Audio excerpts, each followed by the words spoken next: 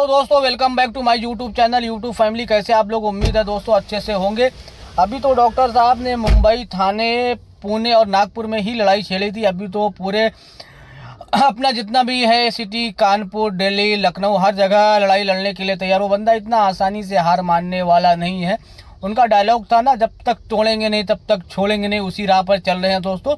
तो आप अपने केशव सर को सपोर्ट कीजिए दोस्तों। चलो उनका ये वीडियो देखते हैं। उन्होंने अपने वीडियो के जरिए मुंबई के बाहर के भी ड्राइवरों को क्या किया, क्या फैसला दिया है, क्या करने के लिए आग्रह किया है।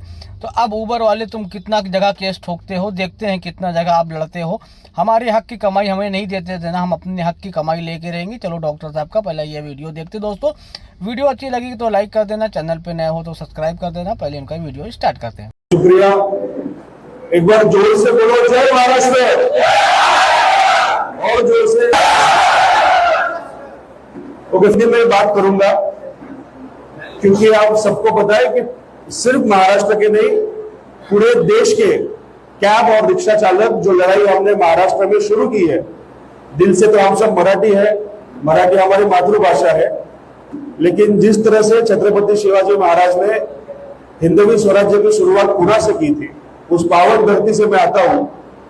और जो मराठा साम्राज्य अटके पार जिसको बोलते हैं हम मराठी में, जिस तरह से जो एक ही हम लोगों ने तैयार की है, उस तरह से एक ही हम पूरे भारत के कैब और रिक्शा चालक ऑनलाइन काम करने वाले अगर करते हैं तो हम उन कंपनियों से लड़ सकते हैं।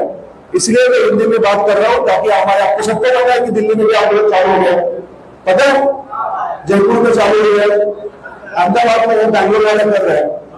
तो ये जो आग पूरे देश में लग रही है, ये आग का जो उसको क्या बोलते, जो हवा जो आपको भड़काती है, वो हिंदी भाषा के माध्यम से जाती है। इसलिए मैं हिंदी में बात करूंगा। तो आप सब इतने बड़े तादाद में आए, इसके लिए मैं आप सबका शुक्रिया अदा करता हूँ। लेकिन आज पहले बार बात करते हुए मुझे बहुत डर लग रहा है कि जिस चेयर पे बैठने के लिए मुझे बोला है वो शादी का चेयर है, नवरदेव का चेयर है। और आपकी भाभी, मेरी बीबी भी ये वीडियो देखती है और वो गुस्सा नहीं कर सकते कि मुझे छोड़कर तुम उस चेयर पे क्यों बैठे। लेकिन जो गुलाम आपने मुझे दिए, जो मेरे सब समेट के मेरे ब्लॉग के पास रखे हैं, मैं घर पे जाकर उनको सॉरी बोलूंगा और ऐसे आशा करते हुए मुझे माफ कर देगी। तो अभी मेन मुद्दे पे आते हैं। तो दोस्तों, जिधर तक मैंने सुबह से समझा है, अभी मैंने रूपुरा से मुंबई में चला तो उधर के भाई लोगों से मिलना हो गया, बातचीत हो गई, एक दूसरे से पहचान हो गई। लेकिन नागपुर के काफी भाइयों को, मतलब बांडाकर साहब है, गजबीर साहब है, डोगरे साहब है, अमित है, ये पूरा जो आपका नागपुर का टीम है, उन्होंने मिला कि आज पहले बार है ना। मुझे ये भी पता है कि आप सब लोग, आपसे ज्यादातर लोग एक दूसरे को अभी पहले बार ही मिले आंदोलन के माध्यम से, बराबर है ना। पहले से सब लोग एक दूसरे को जानते नहीं थे। मुंबई में भी सेम हाल है, पुणे में भी काफी कैब चालक, हमारा भक्त रिक्शा का संगठन ऑलरेडी मजबूती से काम कर ही रहा है, जिन्होंने बाइक टैक्सी को बढ़ा दिया महाराष्ट्र से।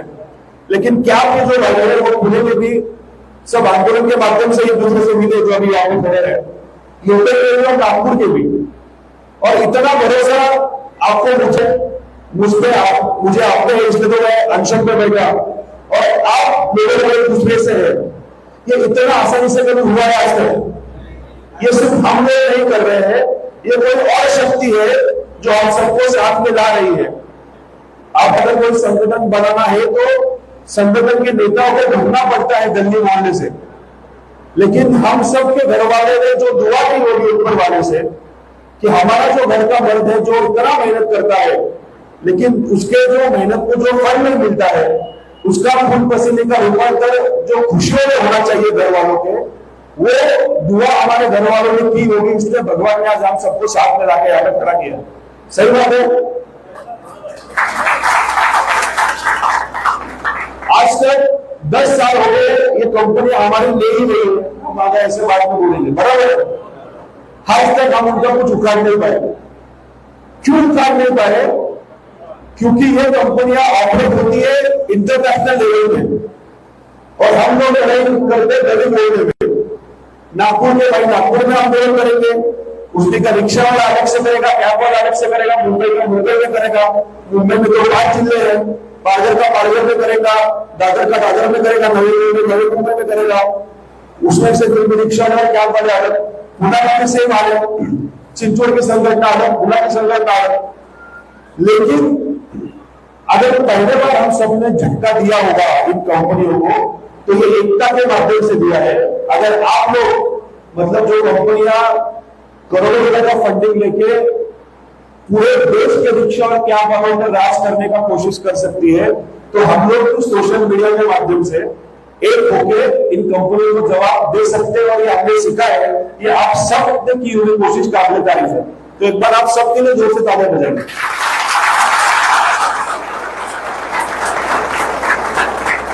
और मैंने आंदोलन में शुरुआत नहीं बोला है कि ये शुरुआत है ये कंपनियों के गुंडागर्दी की अंत की।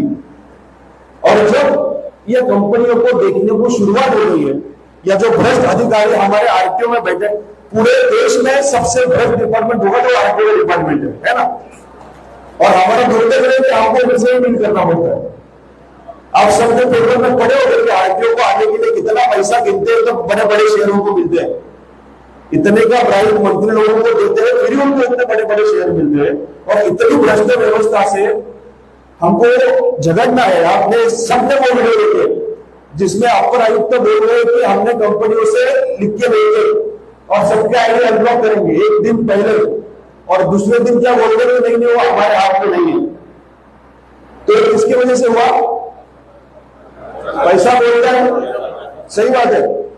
और ये पैसे की वजह से आज हम लोगों में ये दिन आए हैं, और ये दिन आए हैं इसलिए हम सब लोग एक हो गए हैं। ये हम सबकी कोशिश है। इस बात में भी दोहराई नहीं है कि कोशिश कम है, लेकिन जो योगायोग बोलते, जो सहयोग बोलते, वो बहुत बड़ा है। कोई तो शक्ति है जो हम सबको साथ में लाकर खड़ा कर रही है, तो उस शक्ति को हमको रिस्पेक्ट करना चाहिए। और हर एक भाई ने जो लड़ाई चालू है, वो लड़ाई में साथ रहना चाहिए। मुझे कुछ भाई लोग बता रहे थे कि जब आखिरी जो मीटिंग हुई आरटीओ के साथ, अभी हम लोग सब साथ में आ गए, तो आरटीओ को सबको साथ में आना पड़ा। पहला मीटिंग ऐसे हो गया संगठन के साथ, जिस मीटिंग को नागपुर के आरटीओ थे, एमएमआरडीए मतलब पूरे मुंबई के आरटीओ थे, और पुणे और चिंचोड़ के आरटीओ थे। तो हम लोग साथ हो रहे, तो आरटीओ के साथ में आकर बैठना पड़ेगा। और उन आरटीओ को जो आयुक्त है पूरे राज्य के, उन्होंने कुछ आदेश दिए हैं जिसके बारे में मैं बात करूंगा। तो ये जो शक्ति ने हम सबको साथ में रखा है, ये शक्ति को अगर हमको रिस्पेक्ट करना है तो हमको आगे चलना पड़ेगा। मुझे अभी कोई बता रहे थे कि लोग थोड़े सैड हो गए क्योंकि जो लास्ट मीटिंग में हमारे साथ जो विश्वासघात उन अधिकारियों ने किया। सही बात है, आप सब थोड़ा निराश हो गए, सही बात है। हमको ये भी समझना चाहिए कि ये कोई 3 घंटे का मूवी नहीं चल रहा है, बराबर है। सोशल मीडिया पर ये रील्स भी होते हैं, लेकिन जो चल रहा है वो सच्चाई की जंग है। ये रियल लाइफ नहीं है, ये रियल लाइफ की लड़ाई है। और एक रात में किसी को कुछ नहीं मिलता। हमको यहाँ तक आकर अगर ऊपर वाले ने साथ में रखा भी है, तो हमको साथ में रह के दिखाना होगा। और अगर इस बार आप लोग हार गए, अगर इस बार हम लोग पीछे हो गए, तो पिछले 8 साल में कुछ हुआ नहीं, अगले 8 साल में भी कुछ होगा नहीं। कुछ लोग बोलते हम लोगों ने भी किया, लेकिन कुछ हुआ नहीं। देखो, एक अगर बड़ा भाई निकम्मा निकलेगा, इसका मतलब ऐसे नहीं कि अगला भाई भी निकम्मा हो। अगला भाई को भी आगे थोड़ा हो सकता है। तो अगर हमारे जो पहले वाले हैं उनको डिसरिस्पेक्ट नहीं करता हूं, आपको नहीं जमा तो हमको कोशिश करने दो, टांग मत अड़ाओ।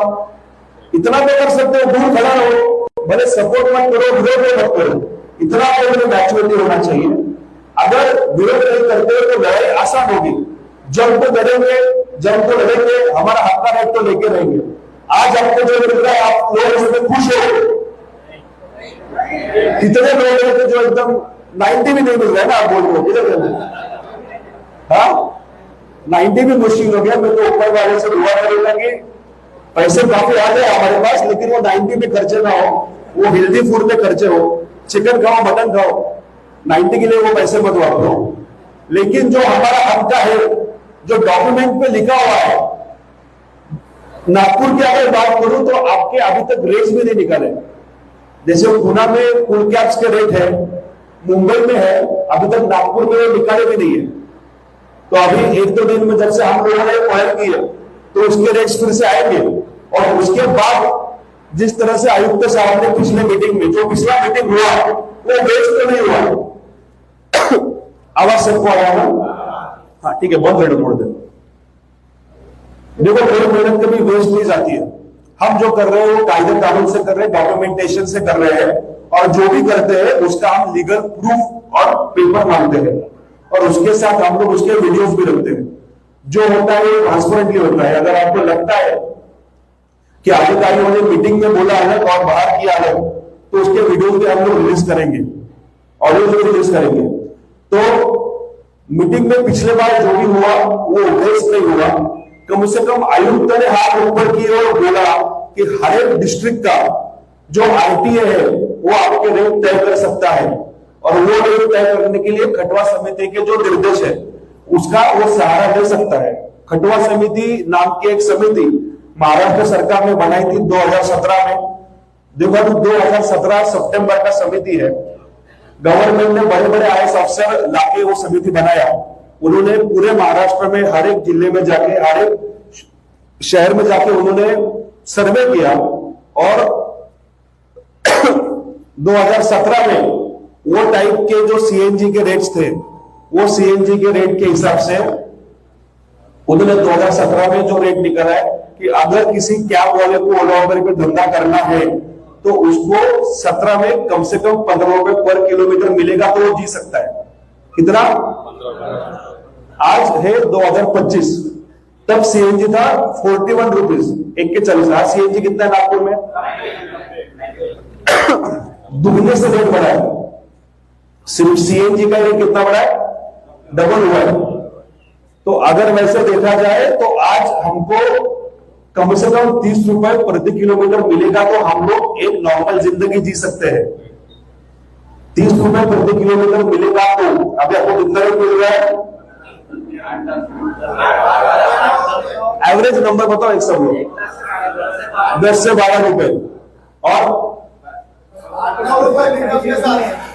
मेरे को पता है कि रिक्शा वालों को थोड़ा ज्यादा रेट मिलता है, तो पहले कैब की बात करेंगे फिर रिक्शा का बात करेंगे। 10 से 12 रुपए 10 से 12 रुपए एवरेज रेट हैचबैक को, मिनी को मिलता है। में 15 रुपए या 15 मिल सकता है। ओके, सबको 10-12 मिलता है, एसयूवी को भी। तो खटवा समिति के हिसाब से अगर देखा जाए तो हम लोग गैस के पैसे भी नहीं निकाल पा रहे आज के डेट में। ये कौन बोल रहा है? मैं नहीं बोल रहा हूं, ये गवर्नमेंट के बड़े बड़े आईएएस ऑफिसर ने जो समिति बनाई है वो बोल रहे हैं कि हम लोग गैस के पैसे भी नहीं निकाल पा रहे हैं।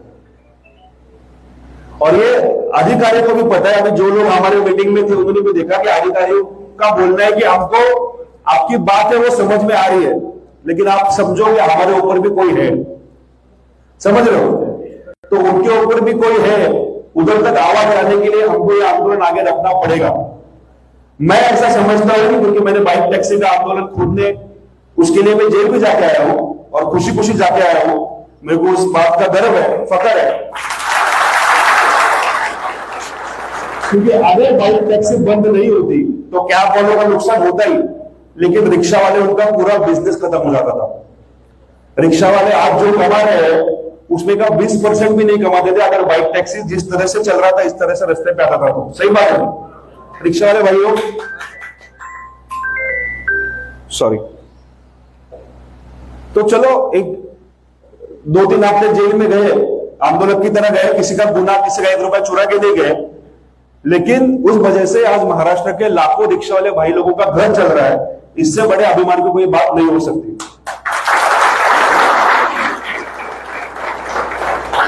ये जो लड़ाई है ये उससे काफी आसान है, क्योंकि ये लड़ाई में पूरे राज्य के, हमने तो सिर्फ पुणे में कुछ हजार लोगों को साथ में लेके हमने आंदोलन किया था। अभी पूरे राज्य में के कैब चालक और रिक्शा चालक एक हो रहे हैं। हम सबका अगर दुश्मन एक ही है तो हम सबको दोस्त बनना जरूरी है। उसके अलावा हमारे साथ कुछ पर्याय रास्ता नहीं है। तो ये भावना तो सबने मन से निकाल देनी चाहिए। मैं आप लोगों में भी देख रहा हूं, ये नेचुरली हो रहा है कि कोई तू तड़ाक से बात नहीं कर रहा है आपस में भी। एक दूसरे को रिस्पेक्ट देकर हम लोग बात करते हैं और यही बात बहुत इंपॉर्टेंट है। मैं राजा हूं, तुम प्रजा, ये दिन खत्म हो गया। अभी हम सब एक है, इसलिए मुझे चेयर में बैठने को थोड़ा मैं हैरान हुई, क्योंकि ये दिन खत्म हो गया।